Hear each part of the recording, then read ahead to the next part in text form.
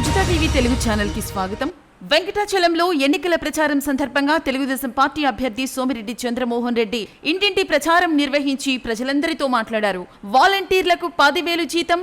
ఈ ఎన్నికల్లో వాలంటీర్లు ఎవరి మాట వినొద్దు. అక్రమాలకు పాల్పడే అధికారులారా జాగ్రత్తగా ఉండండి వ్యాఖ్యానించిన సోమిరెడ్డి చంద్రమోహన్ రెడ్డి మే 13న జరిగే ఎన్నికల్లో ఎమ్మెల్యేగా తనను, ఎంపీగా వెలగపల్లి వరప్రసాద్ ను ఆశీర్వదించాలని కోరారు సోమిరెడ్డి. టీడీపీ కూటమి ఎన్నికల ప్రచారానికి వెంకటాచలంలో విశేష స్పందన లభించింది.